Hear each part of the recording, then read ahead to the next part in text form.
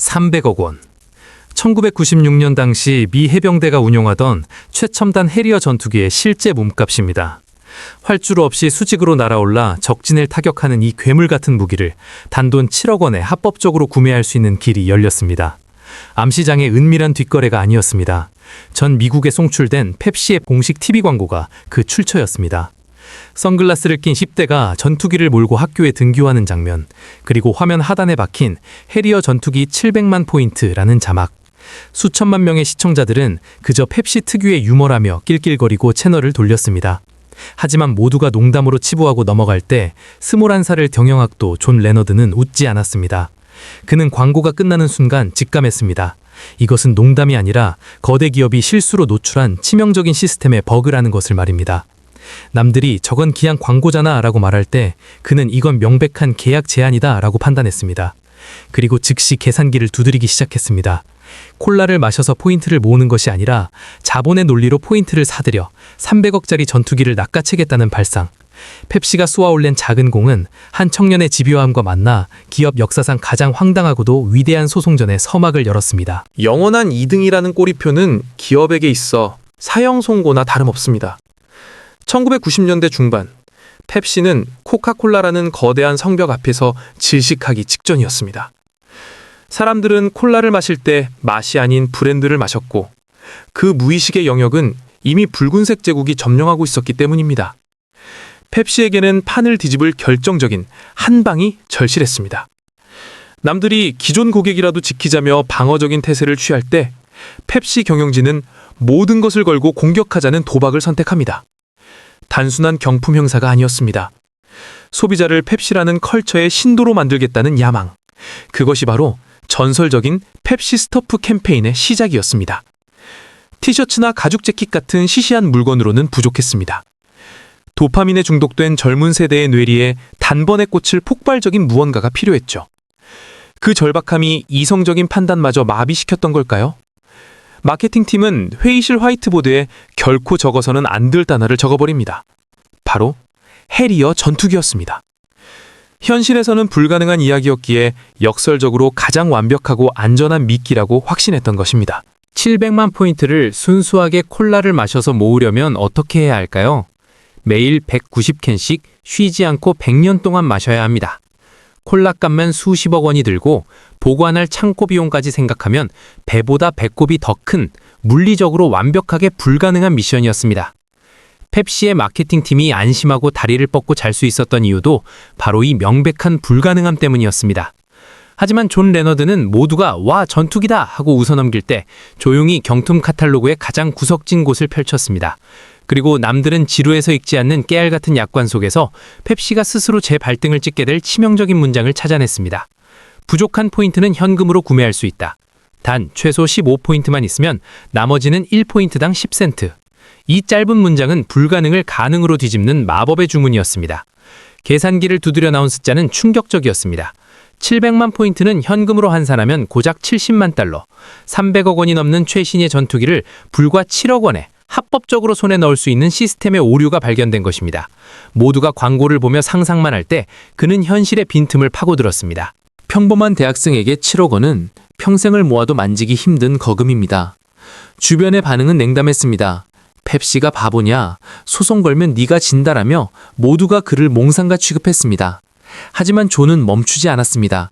그는 이 프로젝트를 단순한 경품 수령이 아닌 확실한 수익이 보장된 투자 상품으로 포장했습니다. 3천억 원의 가치를 지닌 현물을 단돈 7억 원에 매입할 수 있다면 이는 월스트리트의 그 어떤 펀드 매니저도 만들어낼 수 없는 4000%의 수익률을 의미했기 때문입니다. 그는 치밀하게 작성된 사업계획서를 들고 투자자들을 설득하러 다녔습니다. 광기라고 손가락질하던 사람들도 명확한 숫자 앞에서는 반박할 말을 잃었습니다. 결국 그의 무모한 확신은 까다로운 자산가들의 지갑을 여는 데 성공합니다.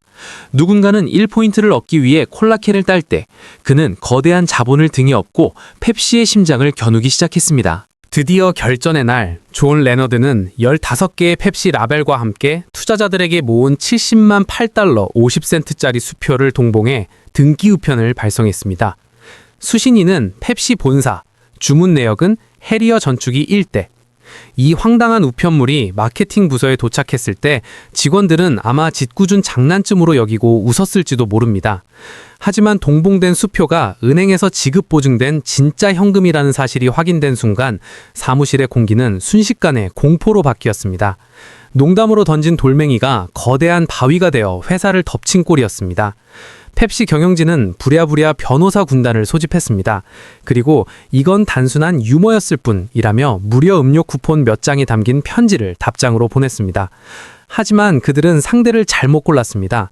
존은 쿠폰 따위를 받으려고 7억 원을 모은 것이 아니었습니다. 그는 즉시 반송된 수표를 거부하며 선전포고를 날립니다. 약속대로 전투기를 내놓으십시오. 법정은 이제 충성 없는 전쟁터로 변했습니다.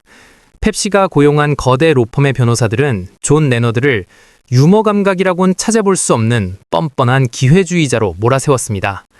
그들의 방어 논리는 간단했습니다. 상식적으로 생각해보라. 누가 아침 등굣길에 300억짜리 군용기를 타고 가겠는가? 이것은 누가 봐도 명백한 비현실적 과장, 즉 법적으로 책임 없는 퍼퍼리에 불과하다. 광고를 광고로 보지 않고 다큐멘터리로 받아들인 원고의 과민 반응이라는 주장이었죠. 하지만 존의 변호인단은 감성이 아닌 차가운 팩트로 맞섰습니다. 카탈로그와 주문서 그 어디에도 농담이나 연출된 이미지라는 경고 문구는 없었다. 기업이 구체적인 가격과 교환 조건을 명시했고 소비자가 그에 합당한 대가를 지불했다면 그것은 법적으로 완벽한 계약의 성립이다. 펩시는 대중의 통념을 방패로 삼았고 존은 약관의 맹점이라는 날카로운 창으로 그 틈을 찔러 들어갔습니다. 판사조차 판결을 내리기 전 장고를 거듭해야 할 만큼 양측의 논리는 한치의 양보도 없이 팽팽하게 맞부딪혔습니다. 긴 법적 공방 끝에 내려진 법원의 판결은 허무할 정도로 명료했습니다. 이성적인 사람이라면 등굣길에 전투기를 타고 간다는 내용을 진지한 계약 제안으로 받아들이지 않는다. 존 레너드의 치밀한 논리도 결국 상식이라는 벽을 넘지는 못했습니다. 하지만 이 소송의 진짜 결말은 법정 밖에서 완성되었습니다.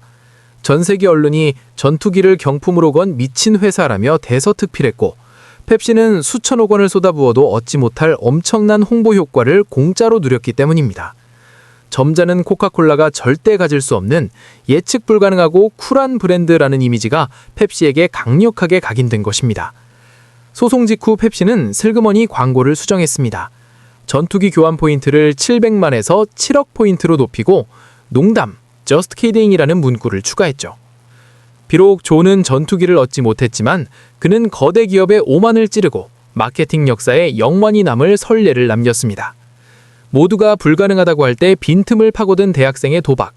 비록 법적으로는 패배했지만 그것은 역사상 가장 유쾌하고 위대한 실패로 기억되고 있습니다.